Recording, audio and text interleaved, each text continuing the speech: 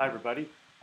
And so that's the Bach Prelude from the first book of the Well-Tempered Clavier, and I'm here to go over the answers with you.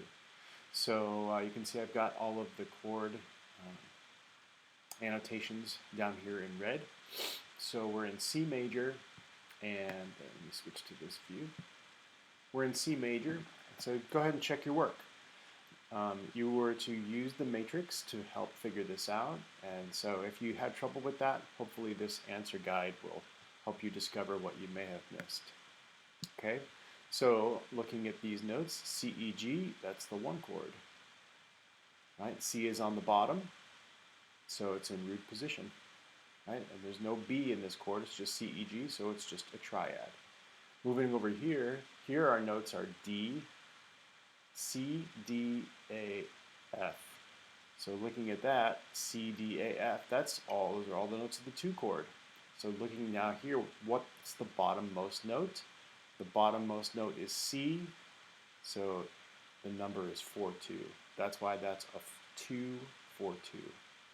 Moving on to measure 3, here we have G, B, D, F in this measure. That's the 5 chord. And look at the bottommost note, that's B, and so therefore that's a 6-5. The third of the chord is on the bottom. As you do this, I want you to begin associating what part of the chord is the lowest note. So when the third of the chord is on the bottom and it's a 7th chord, the number is 6-5. Here we are back at the 1 chord. Okay, measure 5 has A, C, E.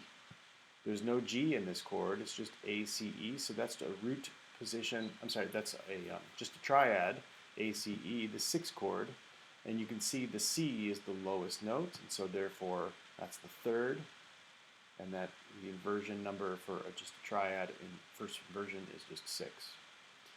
All right, this measure, measure 6, I would not have expected you to get right. Today's lesson is going to include how to think about these chords. So first of all, it's not in the chord matrix because there's an F sharp here. So this is some chord that's operating outside of the key of C major. All right, so we're going to come back to that. Measure 7 is a 5 chord in first inversion. Measure 8 is a 1 chord in third inversion, C, E, G, B, 4-2. Measure 9 is a 6 chord. It's a 7th chord here, A, C, E, G, and it's in root position because the A is on the bottom. Here's another chord that doesn't work in the key, right, with the F sharp. Measure 11 is the plain 5 chord, G, B, D. There's no F in this measure, so it's not a 7th chord. Okay, scrolling down, here's some more accidentals. So we know this chord is not operating in the key, so let's skip it for now. 13, that's D, F, A. That's the 2 chord in first inversion. Measure 14, there's another chord with accidentals, so we're going to skip it. Okay, measure 15 is the 1 chord in first inversion. 16 is the 2 chord, it's the 4 chord, F, A, C, E, and the E is on the bottom. So therefore it's in third inversion, the 4 chord in third inversion. Measure 17 is the 2 chord in root position. It's a 7th chord, D, F, A, C. Measure 18 is the 5 chord, and there's an F in that chord, so it's a fully dominant chord, right? G, B, D, F, dominant 7th, leading us to 1, C, E, G. Here's another chord with accidentals. We'll come back and we'll talk about that later. Measure 21, F, A, C, E, that's the 4 chord, major 7 chord. 22, accidentals, skip it. Now, 23, here's another chord with accidentals. And so, I would encourage you to, again, you probably were figuring it out, but if you notice that it was C, E, G, right, there's some other notes in here in this measure that don't add up to a chord. So we haven't really talked about that yet, so I'm almost inclined to skip it. But you can see the main notes that are used: G, E flat, C, E flat, C, E flat, G. I see a lot of those. And when you play it on the piano, you can kind of hear a tonality emerge.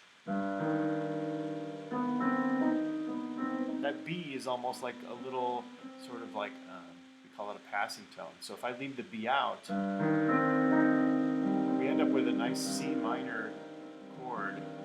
And this piece is in C major, so sometimes it makes sense to have the piece go to its parallel minor. It's a C minor. And then later on, we begin to see that other chords begin to fit inside C minor. Like here's a great example. The 2 chord in C minor would be, now we would have to go to the C minor matrix here, would be D, F, A flat, C, because of the key signature for C minor, and that works with this one, right? That would include that. That would be the reason why that A flat is there. So the 2 chord in C minor goes D, F, A flat, C, half diminished chord.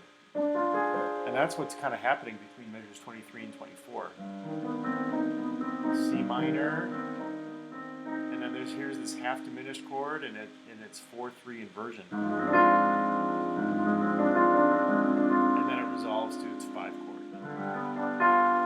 And what's nice about the 5 chord in measure 25 is that the 5 chord, if you remember, is one of the only chords in the matrix that is the same in both major and minor. So 5/7, G, B, D, F can resolve to major, or it can resolve to minor, right? 5/1. So because of that, it's a pretty powerful tool to be able to switch back and forth between those keys if you want to. So, and that's what Bach was doing here. He went from this dominant chord back to major in measure 26. I'm going to play the whole sequence from measures from 23 through 26, and you'll hear how cool it is.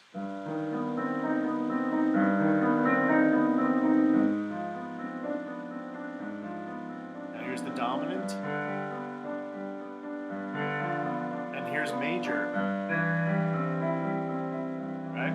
But you can hear how unstable it doesn't sound like it's finished yet because of it's being played in second inversion, right? It's the most unstable inversion, second inversion. Okay. Now 27, 5 sus. We haven't talked about this yet either, and so let's talk about it now. Right? It's got G, D, G, C, F. If you go to the piano view in this window, G, C, and D. That's called a suspended chord. And to get more technical, it's called a 4/3 suspension. And the reason it's called a 4/3 is because you can see that 1, 2, 3, 4 would resolve down to 3. And it would turn into a triad. 4, 3. So an abbreviation for that is to write S-U-S, sus. You can do a suspension on any chord. 4/3, any chord. Look at C major. I always like to start with the chord and then take the 3 and go up to 4, scale degree 4. Right? It's a nice way to create more tension between 2 chords. You could do it in major or minor. Here's minor. Nice A minor triad. Right? You can think of a pop song that starts with that.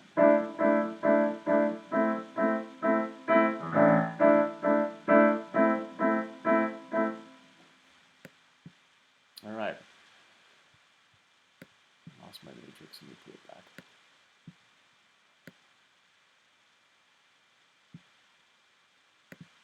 Here we go. Okay, so finishing this out, 5/7, the 5 sus turns into a 5/7 in measure 28. Measure 29, we start to get into some a concept called the pedal tone toward the end of this, and this is all about enabling dominant to tonic in a much more elongated way. So by having the bass note be a dominant, right? Bach is playing around with all kinds of chords on top of that, just making things up there. But when you use that dominant down at the bottom, it sort of, you know, says this is the dominant feel, even though I may not be playing the dominant chord above it. Here's what Bach really wrote.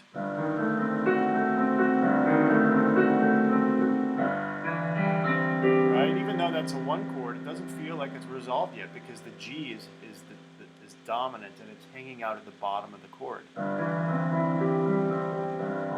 It goes to another suspended chord in measure 31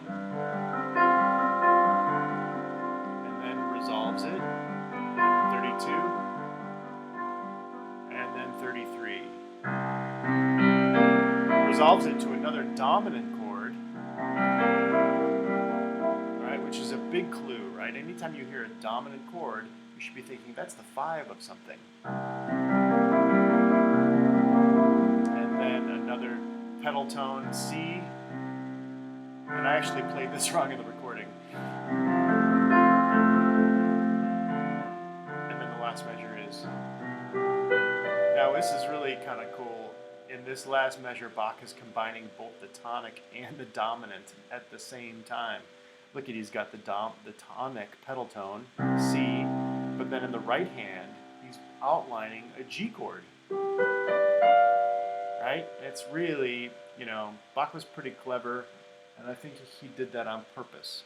I think this whole piece is about resolving tension. And here he goes, well, we can have both of them exist simultaneously. And